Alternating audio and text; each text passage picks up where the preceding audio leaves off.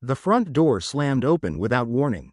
Mason stormed in, his hoodie damp from the Seattle drizzle, sneakers squeaking against my hardwood floor. "Dad, I need 5,000, right now." I froze by my desk, the pen still in my hand from reviewing invoices. That sharp, demanding tone hit me like a slap. It wasn't the voice of my son asking for help. It was someone making a demand. "Mason, what? 5,000 tonight." He started pacing across the living room, hands clenched into fists. "I already transferred your monthly amount last week. The $3,000 barely covers my rent." His voice cracked with frustration. "You think that's enough? You think that covers everything?" My flannel shirt suddenly felt too tight. There was still grease under my fingernails from working on Mrs. Chen's transmission earlier that afternoon. I'd built my auto shops from nothing, working 18-hour days after Sarah died, sacrificing sleep, comfort, and years of my life so Mason would never have to struggle the way I did. "Son, we've talked about this," I said quietly. "You need to find steady work." "Work?" He spun around, face flushed red. "Why should I work when you're sitting on all this money? When you control everything like some dictator?" The word, dictator, stung in a way I didn't expect. I straightened up, my old military posture kicking in. "I'm not controlling you, Mason. I'm trying to teach you responsibility." "Responsibility?" He laughed bitterly. "You want to talk about responsibility? After you die, I'll be an amazing master of your auto shops. I'll run them better than you ever did." The words hung in the air like poison. The casual way he mentioned my death, the cold, calculated tone behind it, it wasn't frustration or anger anymore, it was greed. I opened my mouth, but nothing came out. 20 years of single parenting, of believing I was doing the right thing, of sacrificing everything for him, all of it crumbled in that single moment. Mason must have noticed the shock on my face because his expression shifted. He realized he'd said too much. Without another word, he spun toward the door. The slam echoed through the house like a gunshot. The family photo on the mantel rattled, Sarah's smiling face trembling behind the glass. I stood motionless, listening to the silence that followed. Outside, Mason's car engine roared to life and faded into the distance. I didn't move for a long time. My knuckles were white around the pen I still held. The only sound was the faint ticking of the clock above the fireplace. When I finally reached out to straighten the photo, Sarah's face smiled back at me, young, radiant, holding 8-year-old Mason in her arms at his little league game. The memory hit like a punch to the chest. Sarah's funeral came flooding back, the cold rain, the scent of lilies, Mason standing beside me in a suit 3 sizes too big, clutching my hand while I tried not to collapse. The mortgage on my first shop was 3 months overdue. Sarah's medical bills had drained everything, and I'd made her a promise before she took her last breath: take care of him. Give him the life we never had. I thought I'd done that. By Thursday, I found myself pulling out old photo albums. Each page felt like a confession, proof of every mistake disguised as love. Mason's private school tuition, $40,000 a year because Sarah had wanted him to have the best. His university education at the University of Washington, complete with dorm life and expenses he refused to manage. The Honda Civic I bought him for graduation, $18,000 in cash because he wouldn't take anything used. I traced my finger over a photo from his 16th birthday. Even then, something in his eyes was missing. While other kids took summer jobs, Mason spent his time gaming, burning through allowance money I kept calling an investment in his future. The pattern was there all along. Every handout, every rescue, every time I used money to fix what words or lessons should have taught him, it had carved away parts of his character. I thought I was being a good father. Instead, I had built a stranger. By Saturday evening, I was sitting in Sarah's old chair, the one I never had the heart to get rid of. The living room light was dim, the same soft golden hue she used to love. I could almost hear her voice telling me what I already knew. She would have seen this coming. Sarah always understood people better than I did.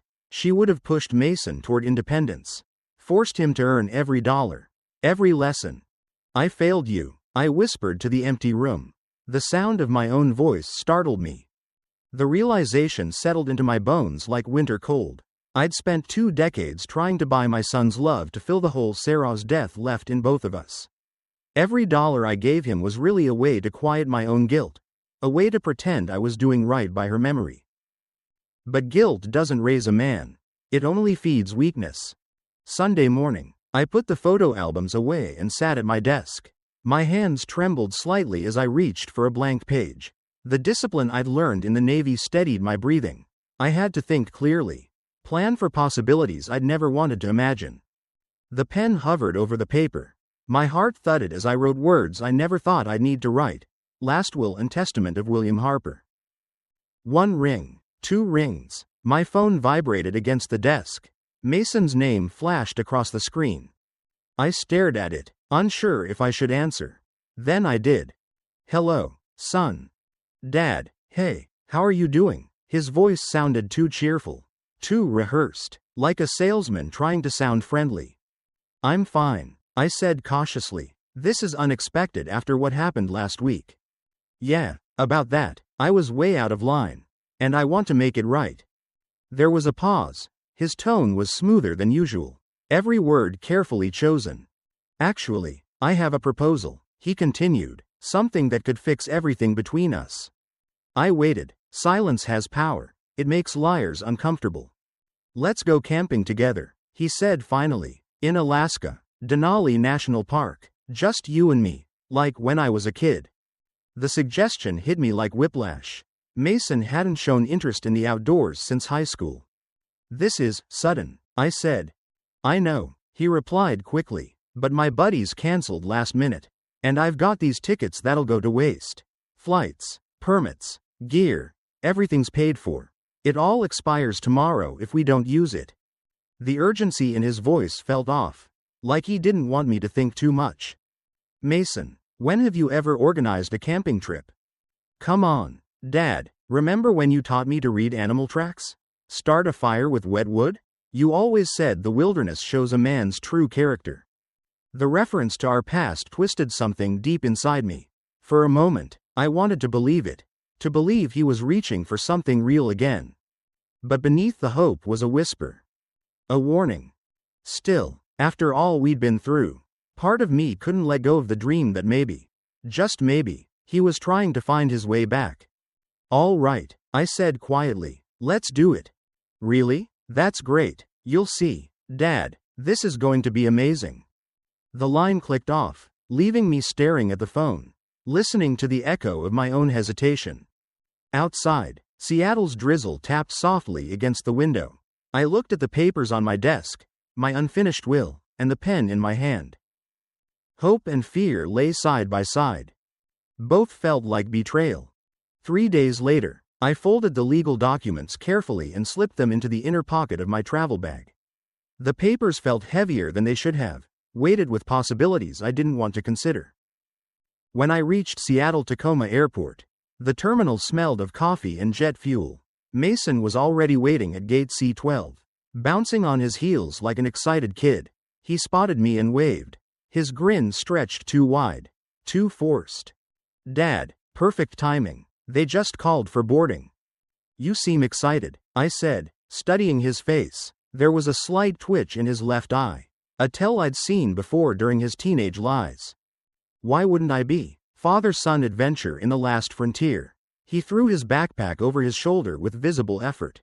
The tag was still attached to the zipper, a brand new pack he'd clearly never used.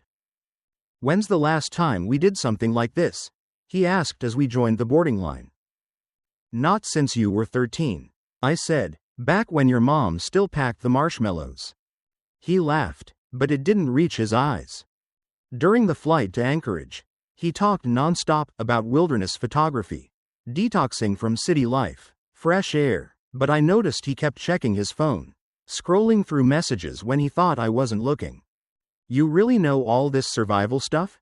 He asked suddenly, as if it were new information. 20 years in the Navy teaches you a few things. I said, weather patterns, navigation, edible plants, things you pick up when you can't rely on anyone else. He scribbled something on a napkin, pretending to be curious. You're like a real-life Bear Grylls. Huh? Something like that. He smiled, but there was a flicker of calculation in his eyes, like he was filing away details for later.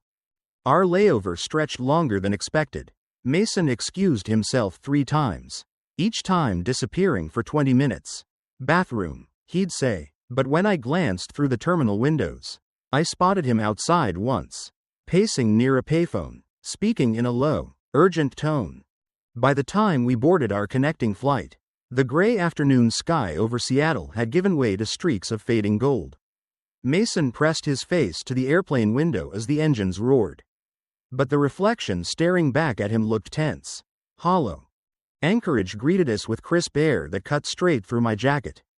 Snow capped the mountains in the distance, glowing pink under the setting sun. The rental car counterclerk handed me keys to a Toyota 4Runner, the kind favored by hunters and park rangers. Mason loaded the gear while I signed the paperwork. I noticed how he favored his right shoulder, wincing slightly as he lifted the heavier bags. "You hurt yourself?" I asked. "Old injury, nothing serious," he said quickly. Before we left the city, he insisted we stop at an outdoor supply store. The place smelled of pine, metal, and cold rubber. "Need to grab a few extras," he said, consulting his phone again. He bought high-powered flashlights, emergency flares, extra rope, more than necessary for a simple camping trip. The clerk, a bearded Alaskan with frostbitten scars on his cheeks, raised an eyebrow. "Planning to get lost out there?"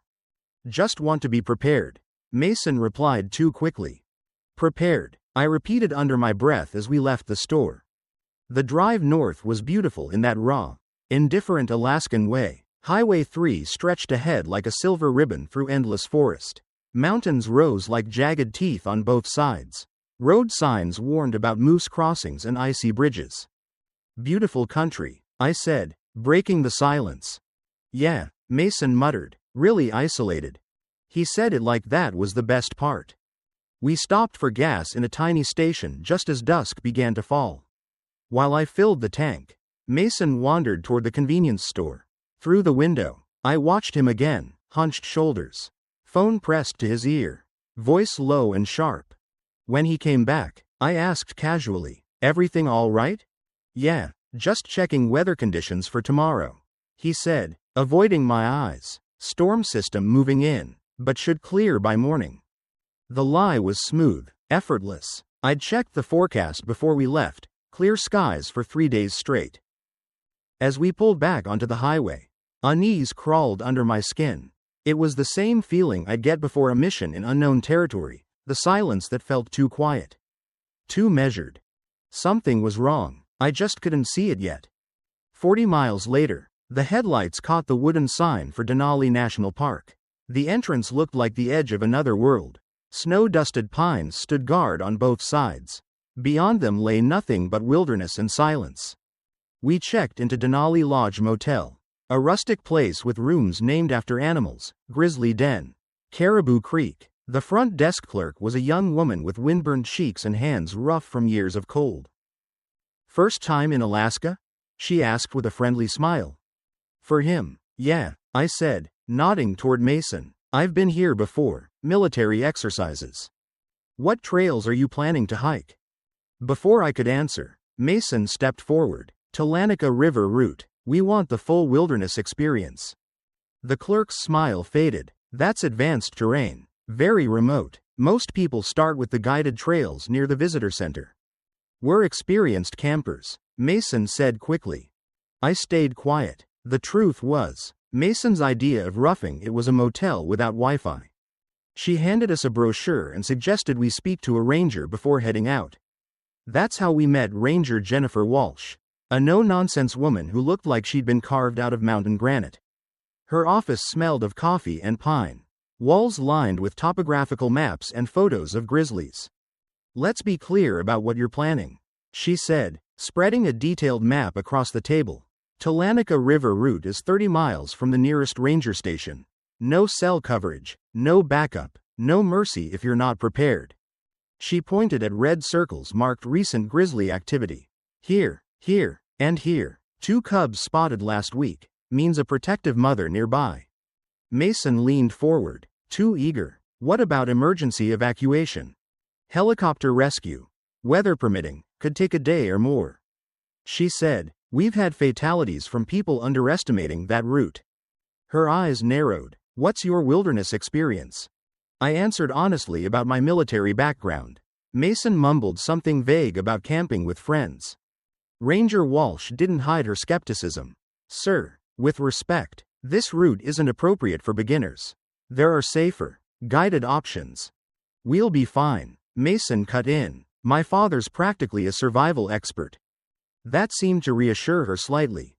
But she made us sign multiple waivers and sit through a safety video about bears. We rented bear-proof food containers and an emergency beacon. I insisted on a defensive rifle rental, a Remington 870. It felt heavy and familiar in my hands. You sure about that? Mason asked, his tone uneasy. Alaska rule number 1, I said, never go unarmed in bear country. When we finished, Ranger Walsh showed us how to use the emergency beacon. Push this button and hold for 5 seconds. She said, rescue gets your location. But remember, help can take up to 18 hours. Sometimes longer. As we packed up, I noticed the look Mason gave that beacon, a fleeting glance. Like someone mentally erasing it from a checklist. Driving away from the ranger station. The forest swallowed us whole. Branches scraped the windows. The GPS signal began to fade. We're officially off the grid, I murmured, watching the last signal bar disappear. Perfect, Mason said, smiling in a way that chilled me. Just us and nature. And as the sun dipped behind the frozen mountains, I realized, I wasn't sure which of them would try to kill me first.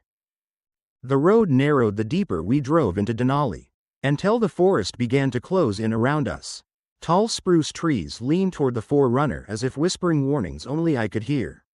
Every few miles, Mason would glance at the map, pretending to navigate, but the tension in his jaw gave him away. By the time we reached mile 23, the pavement had disappeared beneath a thin layer of snow and gravel. A hand-painted wooden sign read, "End of maintained road." Beyond that, only dirt and wilderness stretched ahead. This is it, Mason said, forcing a smile. Trail starts here. The parking area was little more than a clearing surrounded by trees. Weathered wooden posts stood like grave markers against the pale light. When I stepped out of the truck, the cold bit into my skin. The air was razor sharp, carrying the scent of pine and distant river water. Let's unload, I said. As we packed our gear, I noticed something. My rucksack felt balanced, well distributed, every strap tested. Mason's, on the other hand, bulged awkwardly. His sleeping bag was strapped sideways, his tent hanging loose. He grunted as he lifted it onto his shoulders. Jesus, this thing weighs a ton, he said, struggling to adjust the straps. Proper packing takes practice, I told him, reaching over to help. He flinched slightly when I touched his right shoulder, the same shoulder that had been bothering him since Seattle. You sure you're all right? Yeah, he said quickly. Old injury. The trail wound through dense forest where sunlight barely reached the ground. Moss-covered logs formed natural bridges across icy streams. Every sound was amplified, the crunch of snow under our boots, the rustle of branches above, the distant cry of an eagle. After an hour, we came across the first signs of wildlife, deep tracks pressed into mud. Larger than my hand. Moose, I said. Mason looked uneasy. They get close? Only if you startle them, I said, or get between a mother and her calf. He laughed nervously. Right, good to know. But I could tell he wasn't laughing for long. As the hours passed, the silence of the forest began to weigh on him. Mason had grown up surrounded by constant noise, city traffic, music, his phone buzzing with notifications. Out here, the quiet was total, the kind that forced you to hear your own thoughts. After 3 hours, we reached a clearing beside a narrow creek. The water shimmered like glass, clear enough to see the stones on the bottom. This'll do for tonight, I said. He looked relieved. Yeah, sure. Setting up camp was second nature to me. Tent first, then food cache hung 12 feet off the ground. Bears can climb. But not easily. I placed our cooking area downwind, our sleeping area upwind, and cleared a line of sight in every direction. Mason, meanwhile, fought with his tent like it was alive. "Need a hand?" I asked. He gave a short, irritated laugh. "Maybe just a refresher." I took the poles from his hands, showing him how to anchor them into the ground. For a few quiet minutes, it almost felt like old times, like teaching my son how to build something again. But even then, something in the air felt off. Why plan a wilderness trip this remote when you could barely set up a tent? As darkness settled, we built a small fire. The flames flickered against the tree trunks, painting our faces in shifting gold and shadow. The temperature dropped fast, typical for March in Alaska. You don't realize how much heat daylight gives until it's gone. Mason sat by the fire, staring into the flames. His face looked older, more drawn than I remembered. There was a weight behind his eyes I couldn't name. "Remember when we used to do this?" I said, hoping to bridge the silence. "You'd burn every marshmallow until it was a torch." He smiled faintly. "Mom used to make fun of me for that. She loved these trips," I said softly, "said they brought out the best in people." Mason nodded, but didn't look up. "Tell me about your childhood, Dad. Before all this, before the Navy, before the business. What was it like growing up poor?" The question surprised me. He'd never asked before. I leaned back, feeling the warmth of the fire against my boots. "Hard," I admitted. "Worked summers on farms. Every dollar came from sweat. But it built character. You learn early that nobody's coming to save you." Mason's expression was unreadable. "Hard work builds character." "Huh?" he said quietly. "Guess I got to skip that part." His tone was half joking, half resentful. "You had opportunities I never had," I said. "Yeah," he replied flatly. I noticed. The conversation drifted after that. Mason kept asking about survival training, how to find edible plants, how to tell if someone's lying. "Body language," I said. "People who lie avoid eye contact, change their breathing, over-explain. But mostly, it's the voice. You can hear it when someone's trying too hard to sound sincere." "Interesting," he murmured, staring into the fire. "Why do you ask?" He shrugged. "Just curious." Later that night, when the stars emerged, clear, bright, cold, I crawled into my tent, the sleeping bag swallowing me in warmth. "I'll take first watch," Mason said from outside. "Not tired yet?" "You sure?" I asked. "Yeah, I want to listen to the forest." That alone should have raised alarms. Mason never cared about listening to the forest. But I was tired from hiking, from thinking, from the constant guessing game of whether I was seeing danger or imagining it. I zipped the tent shut, the nylon rustling softly. For a while, I could hear him moving around outside, adding logs, adjusting equipment. Then, silence, not the gentle stillness of night, but the deliberate quiet of someone waiting. I drifted off eventually, the fire's orange glow fading through the thin tent wall. When I woke, dawn was only a pale light seeping through the fabric. The air was cold enough to burn my lungs. I sat up, expecting to hear Mason tending the fire or boiling water. Instead, I heard movement near the truck. Metal clanking, zippers, urgent, methodical sounds. I stepped out of the tent. My breath came out in visible clouds. Mason was standing by the truck. Loading gear, our food, GPS, rifle, emergency beacon, all packed into the backseat. His movements were efficient, mechanical, not frantic. "What are you doing?" I called out. He flinched, then straightened slowly, getting ready to leave. "Leave? We planned 3 more days." "Change of plans," he said without looking at me. "Weather's turning bad." The sky was clear, pale blue, not a single cloud. "Mason," I said carefully, stepping closer, "what's really going on?" His jaw tightened. "You want to know what's going on?" He turned around suddenly, his face twisted with anger. "I'm done. Done with your control, your rules, your judgment. You made me this way." My stomach dropped. "Son." "Don't call me that." His voice cracked. "Sons don't have to beg their fathers for every dollar while they sit on millions. You kept me weak, dependent, useless." I stood frozen, watching the storm that had been building for years finally break. "I gave you everything. I whispered. You gave me nothing. You used money to control me. He grabbed the truck door handle, his voice trembling with rage. Well, guess what? I'm taking control now. My throat went dry. You're planning to leave me here. He smirked. Very good. You catch on fast. Mason, this is bear country. Without food, without gear. You should have thought about that before turning me into your puppet. He slammed the door shut. Maybe you'll survive. Maybe you won't. Either way, I'll inherit what's mine. I took a step forward. Please, son, whatever I did wrong. Goodbye, Dad, he said coldly. Try not to meet the grizzlies too soon. I want you to have time to think about what you created. The engine roared to life. Gravel sprayed against my boots. And then he was gone. The sound of his truck faded down the trail until only the wind remained. I stood there in the silence, 30 miles from civilization, staring at the empty road where my son had vanished, realizing he hadn't just left me behind. He'd sentenced me to die.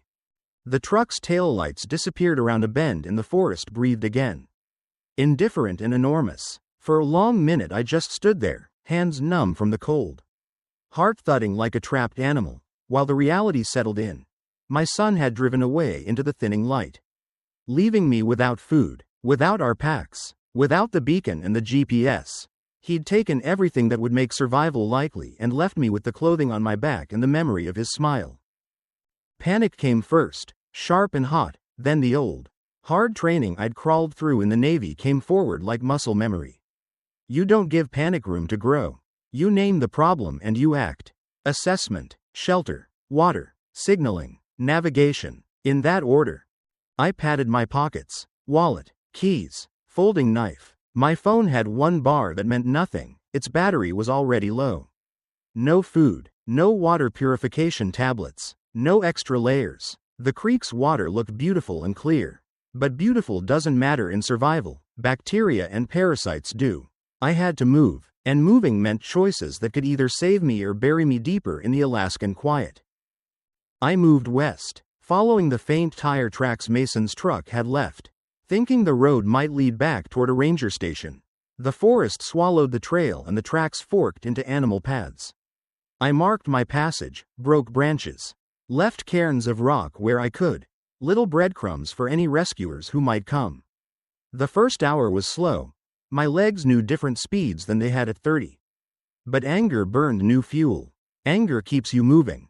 Signs of wildlife were everywhere, massive paw prints in soft earth, fresh claw marks on bark.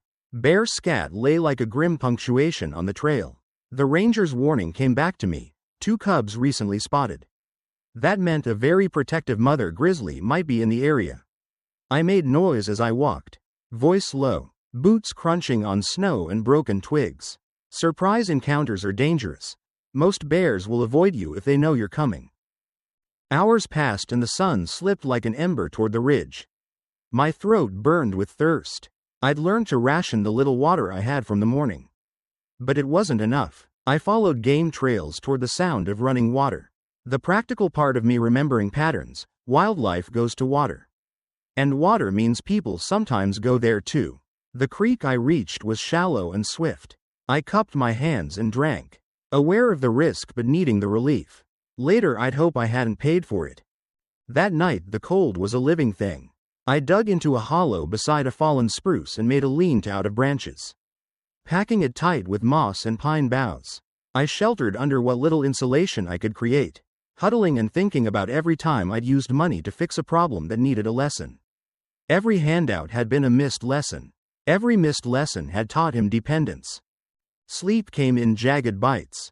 Each rustle sent my heart spiking until I learned to distinguish owls from wolves from the creak of old wood. At one point I heard a low rasp that made my blood run cold, something large moving maybe 100 yards away. I sat up, listening, breathing through my nose, feeling the world press against its edges. Survival is noisy at first. All sensation turned up, then it becomes methodical. Check the fire. Check the perimeters. Stay warm. At dawn I moved again, following the faint swell of the creek downstream. Movement helps focus the mind. It turns fear into purpose. I forced myself to think like a tracker. Moss growth, The way branches bend. The lay of the land. Each detail a word in a sentence I had to read. I kept breaking branches at knee height to leave a trail and occasionally scratched marks on trees where the bark allowed. I would not let myself be invisible. 4 hours into that day, the sound of engines cut through the quiet, ATVs. Distant but close enough for hope. I picked up my pace, stumbling through undergrowth until I burst into a small clearing. 4 riders sat around a makeshift lunch, helmets off, surprised faces turning as I emerged from the tree line. They looked like people who lived with the land, weathered skin, quick eyes, hands that worked with rope and chains. One of them shut his engine off and walked over before I could ask a question. "You all right, buddy?" he asked, voice low and practiced. I told them what had happened, how my son had left me 30 miles in with no food or equipment. How he'd taken the truck, the packs, the beacon. The first man's look changed from concern to anger to a pragmatic calculation of rescue. Abandoning someone deep out here? That's attempted murder, if you ask me, he said. They introduced themselves: Oliver, a former ranger with decades in Denali, 2 freelance outdoors riders doing a backcountry tour, and a local hunter who knew the trails. Oliver handed me a water bottle I drained like it was the last in the world and then checked his GPS. "We can get you back to the ranger station in under 2 hours if we take the old service trail," he said. "We'll radio ahead. You want us to contact the rangers?" I should have said yes and gone straight to the station to file a report. Instead, something cold and precise settled over me. The kind of clarity grief sometimes gives when it's finally done with floundering.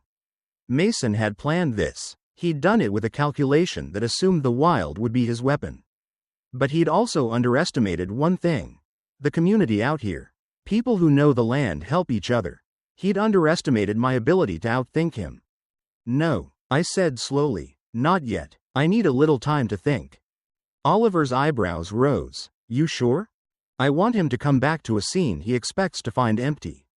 I said, "I want it recorded. I want witnesses. And I want him arrested for what he tried today.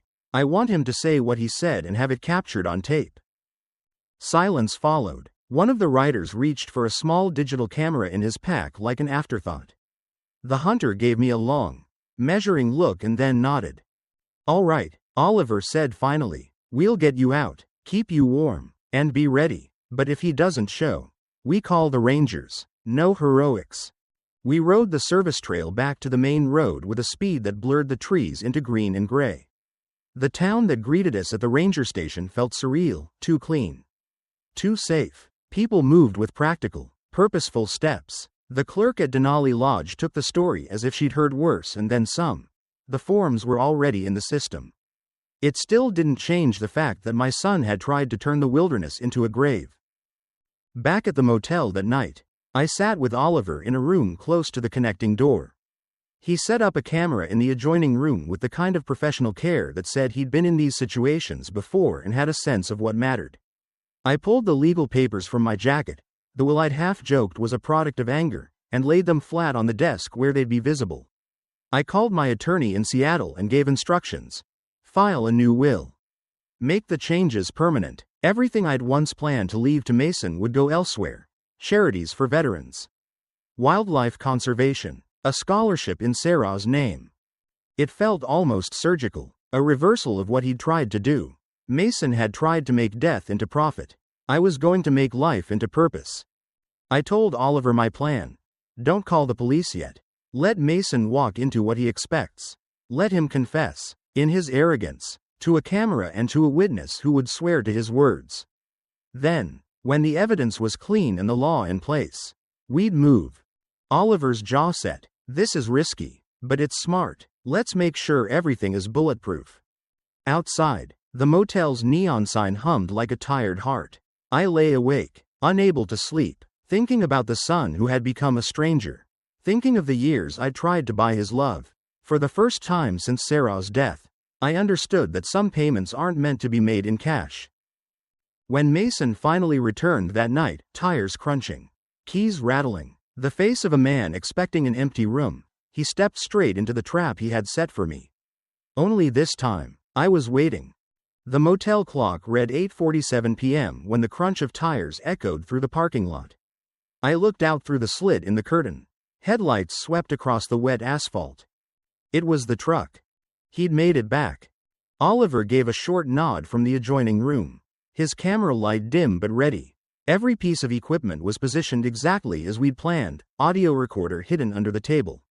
Secondary lens angled through the small gap in the connecting door. Mason stepped out of the truck, stretching his arms like a man who just conquered something. The smug ease in his walk told me everything. He'd expected an empty room. Maybe a note, maybe silence. He was already playing the role of the grieving son in his head. The door lock scraped once, twice, then the handle turned. When the door opened, his whole body froze. "Dad?" he said, voice strangled, disbelieving. I sat in the chair by the desk, the papers neatly stacked beside me. The lamp cast a pool of soft light across the documents. My expression, I hoped, was calm, neither anger nor triumph. Just clarity. "Hello, son," I said quietly. "How was your drive?" He blinked, taking a step back. His face cycled through disbelief, confusion, and then terror. How are you here? How did you get back?" "Turns out," I said, "I'm harder to kill than you calculated." Color drained from his face. He gripped the doorframe as if it were the only thing holding him upright. "I don't understand."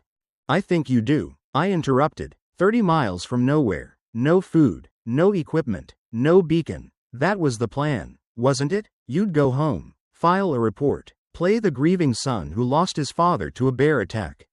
Maybe collect a nice inheritance. His mouth opened, closed, then opened again, searching for the right lie.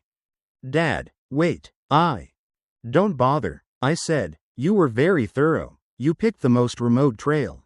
You insisted on that route. You bought extra rope, extra flares. Just not for me. You even lied to the ranger. Everything fits."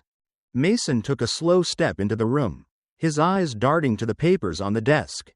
"What are those?" "Legal documents," I said. "My will. I changed it 3 weeks ago. You inherit nothing." He blinked like he hadn't heard right. "What?" "You heard me. The shops, the bank accounts, the house. Everything goes to charity. Veterans programs, wildlife conservation, and a scholarship fund in your mother's name." For a long moment, there was silence. Then his face twisted, red creeping up his neck. "You can't do that," he spat. "I'm your son." I stood slowly. "You were. But a son doesn't try to murder his father." His composure cracked. "You're insane." "I didn't." "Don't lie, Mason." My voice cut through his panic. "You said it yourself. Go meet the grizzlies. You made sure I had no gear, no food, no chance. That's attempted murder." I panicked, he shouted. I wanted you to understand what it feels like to be powerless." "No," I said softly. "You wanted to control the outcome. You wanted me gone so you could have the money. Admit it." Mason's breathing was rapid now. Shallow. Sweat glistened on his forehead. He looked like a man cornered by the truth. "You don't get it," he shouted, voice breaking. "You spent my entire life controlling everything, every dollar, every decision, every moment. You made me this way." I felt something inside me loosen, like a knot coming undone.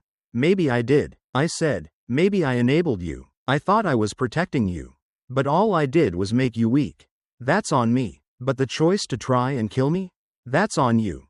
He took another step forward, his hands shaking. "Dad, please, you can still fix this. Change the will back. We can forget this ever happened." "The will was filed this afternoon," I said. "It's done." He stared at me, eyes wide, the last remnants of arrogance draining from his face. "You'd really do that to your own blood?" "You already did," I said quietly. For a moment, neither of us moved. The air between us felt heavy, almost electric. Outside, a gust of wind rattled the motel's neon sign. Mason's voice cracked into a whisper. "What are you going to do now?" I picked up my phone from the desk. "Call the police." His face drained of color. "Dad, wait, please." I paused, just for a heartbeat. There was still a part of me that wanted to see the boy he used to be, the kid who'd cried at his mother's funeral. Hoot hugged me so tight I could barely breathe. But that boy was gone. Goodbye, Mason, I said softly. In a strange way, you've given me exactly what I needed, clarity. I turned for the door. Behind me, I heard him collapse into the chair I'd vacated, staring at the papers that spelled out his own ruin. In the adjoining room, Oliver's voice was calm and professional as he spoke into his phone. We have everything recorded. Audio, video, full confession. By the time the police arrived, Mason had gone silent. He didn't fight, didn't argue. The officers read him his rights, cuffed him, and walked him out into the night. I stood by the window, watching the truck he'd once driven into the wilderness now serving as the backdrop for his arrest.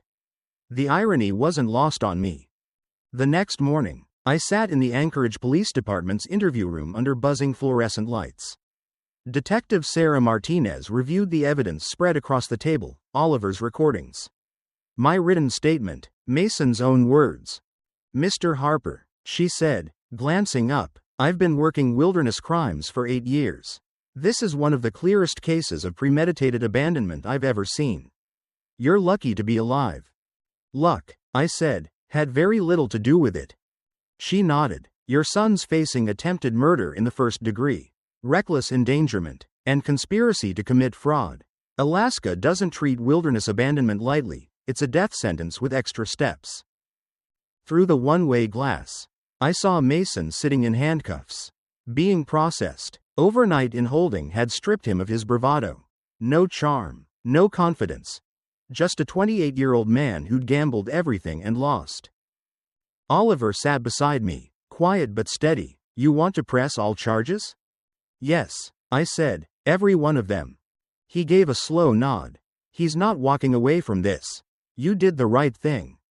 I wasn't sure. Right was the word for it. There was no victory in watching your child destroyed by his own choices. There was only the truth, and the truth was all that was left. Detective Martinez gathered the files.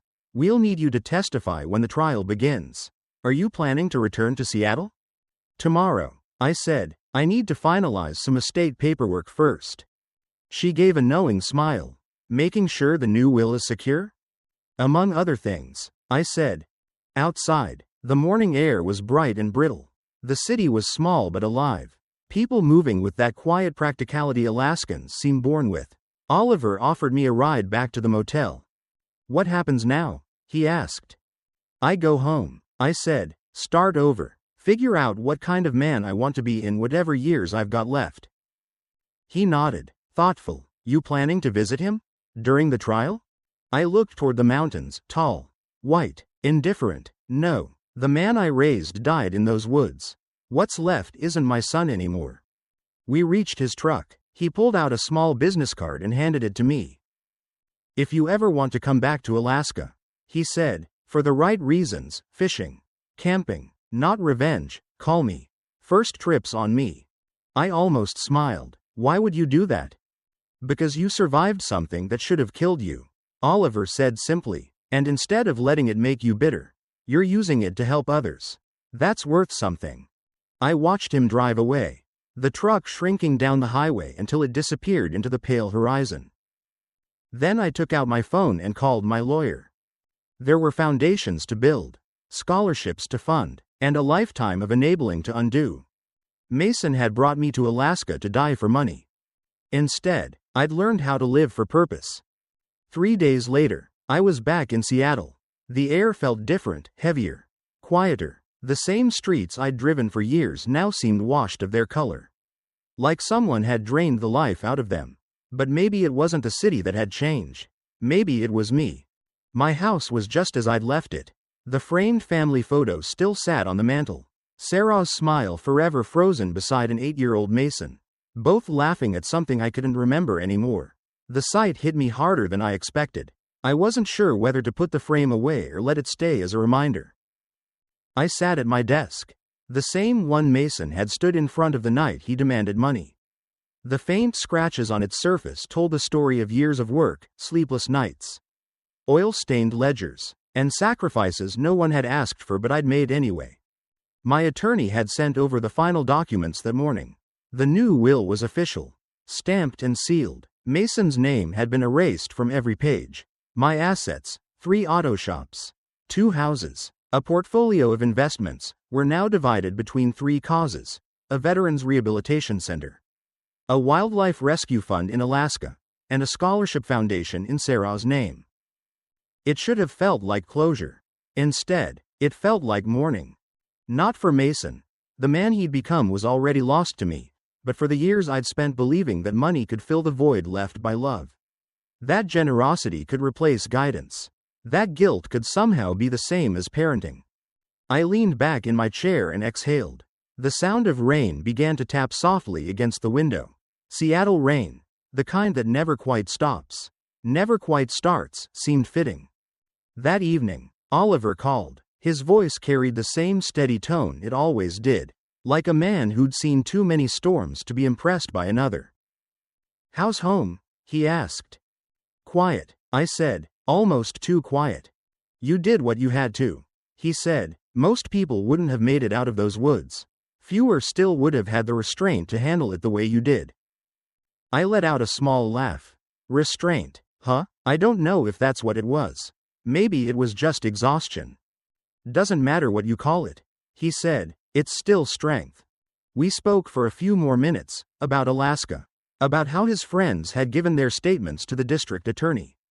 Before hanging up, he said, "If you ever want to come back, there's a fishing cabin near Talkeetna with your name on it. No cameras, no revenge, just the sound of water." I told him I might take him up on that, someday. The next morning, I walked into one of my auto shops for the first time since before the trip. The smell of grease and metal hit me like a memory.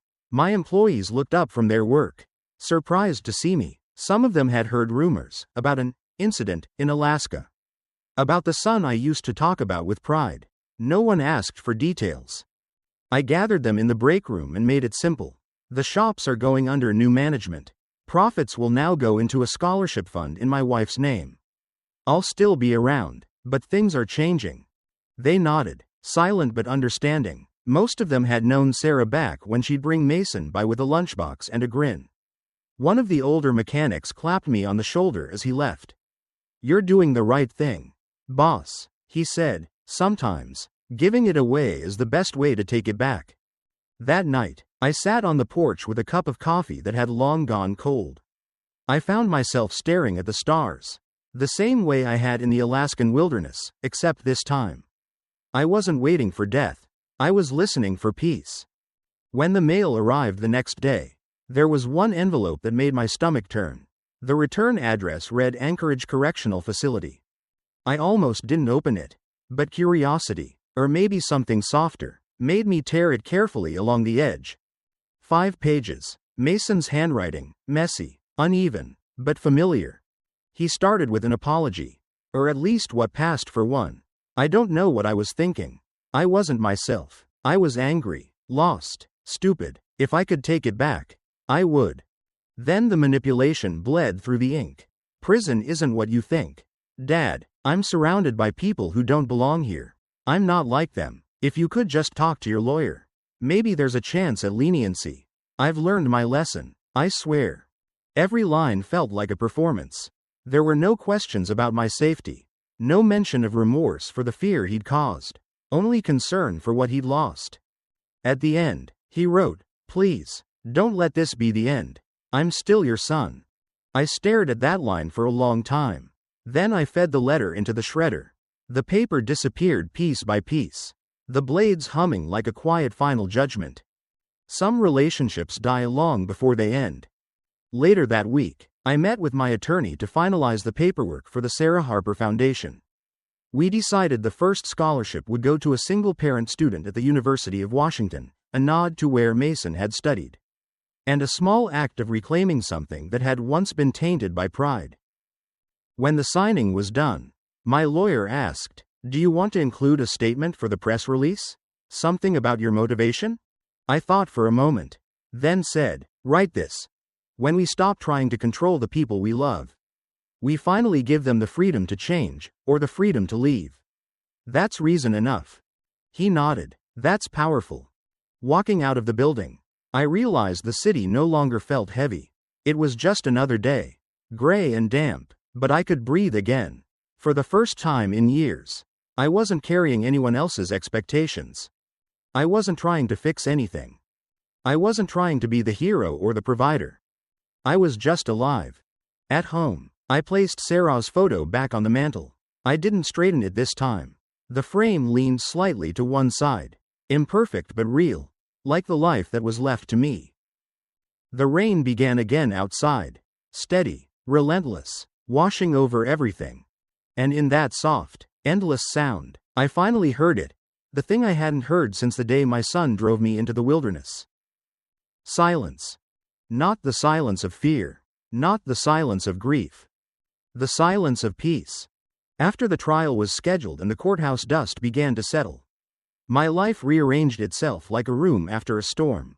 There were practical things to do, meetings with accountants, signing paperwork, press statements for the foundation, but the real work was quieter. Slower, the kind that doesn't show up on balance sheets.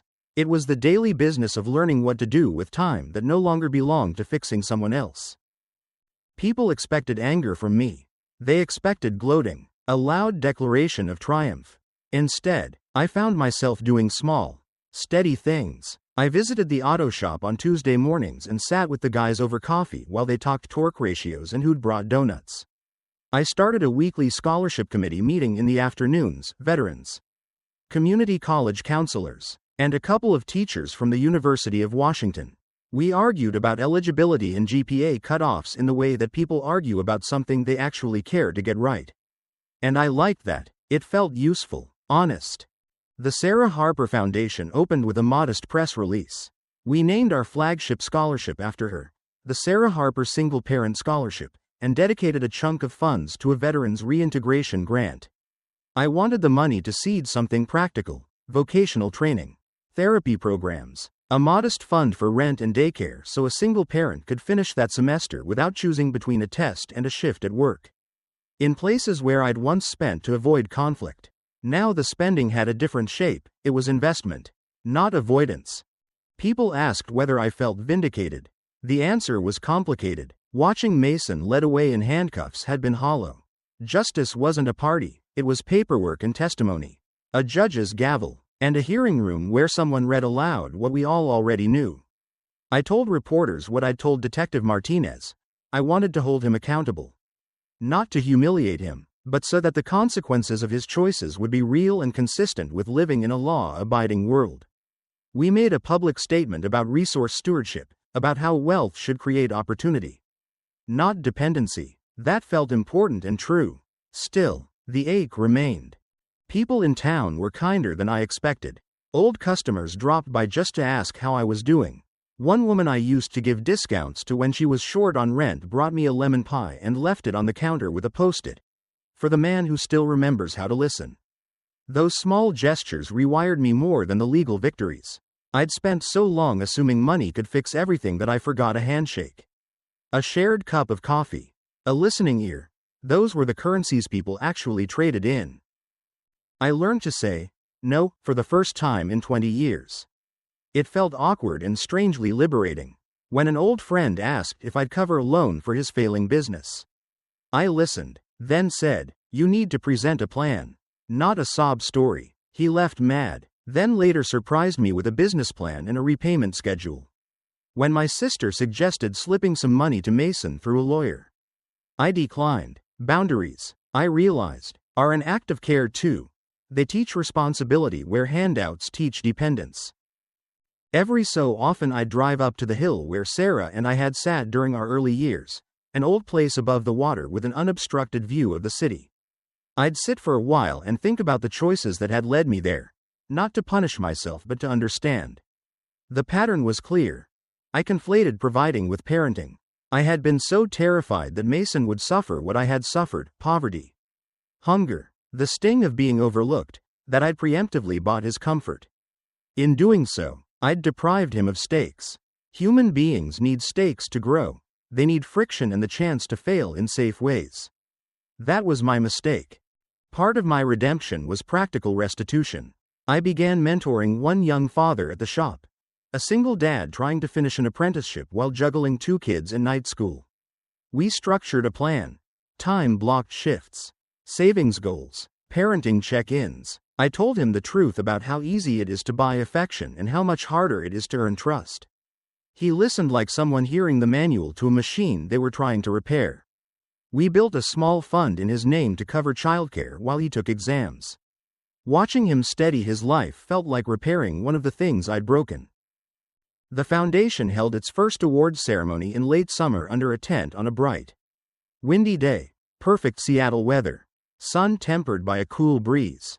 We handed out scholarships and grant certificates. A woman stood up to deliver a short speech. A single mother who'd finished nursing school because someone paid for her last semester. She talked about dignity, the dignity of being able to say yes to life because you had the means to be there.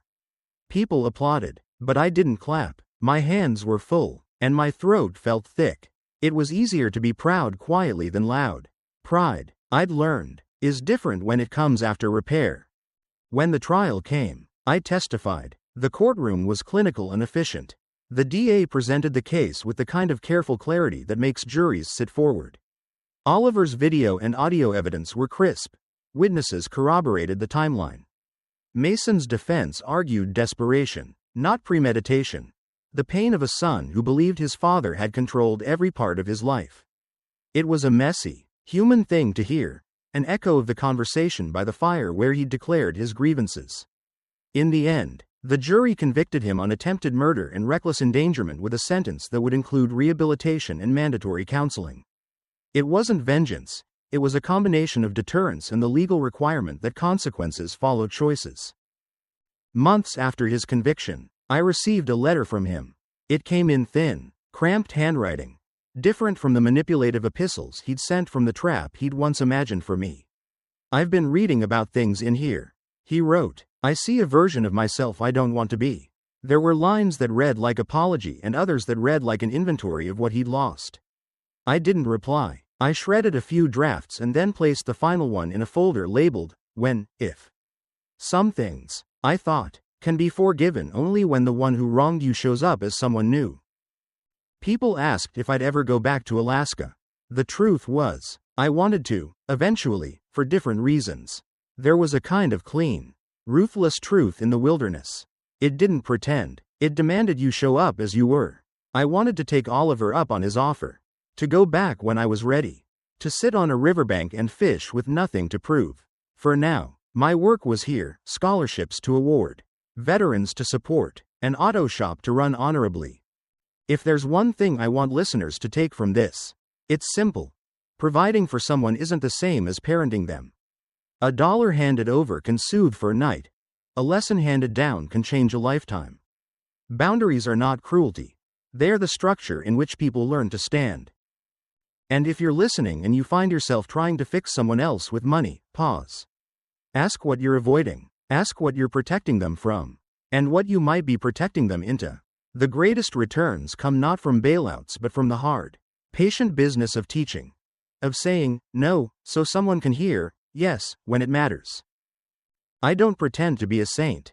I'm a man who survived because of old discipline, good strangers, and a criminal mistake that forced me to look at my own. I'm older now, a little quieter, less willing to romanticize the idea that we can control everything with a checkbook. I am learning the slow reward of steady, ordinary care. The last line in the first scholarship brochure read, "We teach independence by supporting the steps that build it." I liked that. It's honest. It doesn't pretend to fix everything. It simply says, we will invest in people so they can invest in themselves. And in the silence that followed the storm of those months, that felt like enough. Months slipped into a quiet rhythm that I'd never known before. For the first time in decades, I woke up without an alarm, without a schedule dictated by someone else's needs. I made my own coffee in the morning, black and bitter, the way Sarah used to tease me for liking it. I'd sit by the window overlooking the street and just breathe. Seattle's drizzle still came and went like it owned the place. Some mornings the mist rolled in so thick it blurred the world into gray watercolor. And I'd watch the city wake up one raindrop at a time. There was peace in the ordinary again. Every few weeks, I'd visit the foundation's office downtown, a modest space on the second floor of an old brick building. The walls were covered with photographs of our scholarship recipients, young mothers in graduation gowns, veterans in uniforms, students holding textbooks with tentative smiles that carried more courage than pride. Each face was a reminder that something good had grown out of something terrible. One afternoon, while reviewing applications, I came across a name that made me pause: Ethan Parker.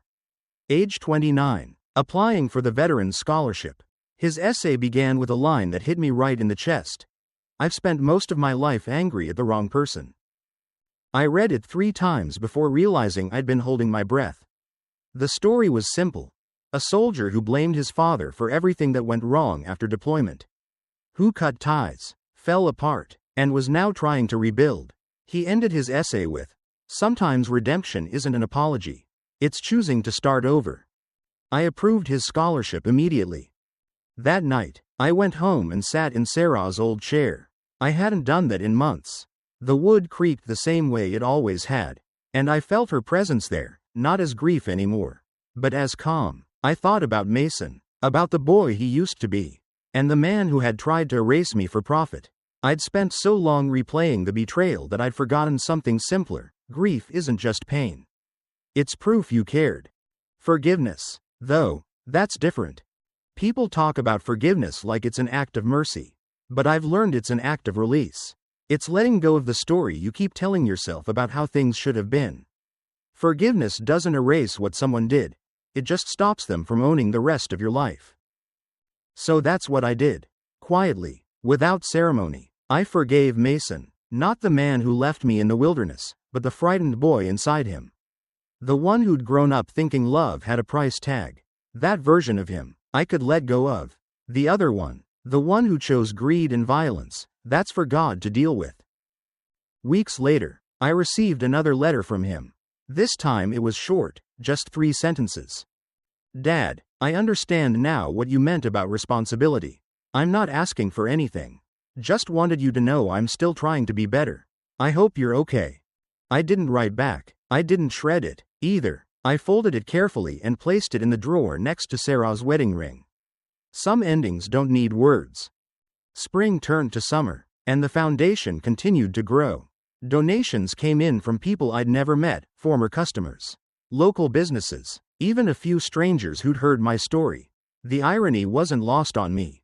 Mason had wanted my money to build his empire. Instead, it was building hope for people he'd never meet. One day, Oliver called from Alaska. "Fishing season's good this year," he said. "You ready to come back?" I hesitated. Maybe I am. So I packed light, just a small bag, warm clothes, and a notebook. The flight north felt different this time. No tension, no fear, just anticipation. When I landed in Anchorage, Oliver was waiting. Same weathered face, same steady smile. "Thought I'd never see you here again," he said. "Neither did I admitted. We drove out toward Denali, the same stretch of highway I'd once traveled in dread. But now, the mountains didn't look hostile. They looked eternal, untouched, unbothered, beautiful. We didn't talk much. Some friendships don't need noise. They exist in shared silence.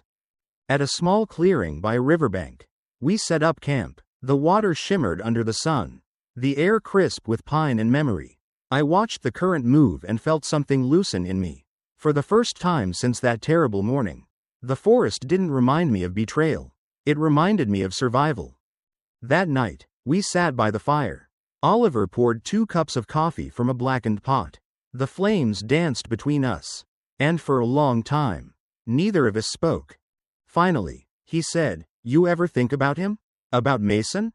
"Every day," I said honestly, "but not the way I used to. It's strange. When you stop wishing someone pain, you finally stop feeling your own." He nodded slowly. "That's real peace right there." "Yeah," I said, watching the sparks drift upward into the dark. "It is." The next morning, before packing up, I walked down to the edge of the river. The sun broke through the mist, scattering gold across the water. I took out a small wooden carving I'd brought from home, a figure of a bear Sarah had given Mason when he was little.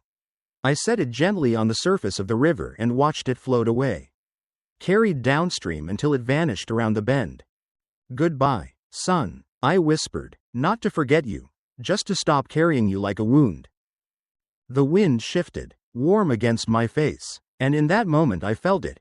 The wilderness wasn't a place of death anymore. It was where life had handed me a second chance. When I got back to Seattle, I recorded a short message for the Foundation's website, something honest. Something human. I looked straight into the camera and said, "Sometimes the people we love hurt us so deeply that it changes everything we believe about the world. But pain doesn't have to end with destruction. If you survive it, if you face it, you can build something new out of the wreckage." I was left in the wild to die. But I learned that survival isn't just about living, it's about choosing what to live for. Choose to build, choose to forgive, choose to start again. We uploaded the video, and for the first time in a long time, I didn't worry about how many people would watch it. The story wasn't mine anymore. It belonged to anyone who'd ever been broken and decided to rise quietly. And maybe that's what revenge really is, not anger, not destruction, but peace. The kind of peace that doesn't announce itself. The kind that simply says, "I survived you, I survived myself, and I'm still here."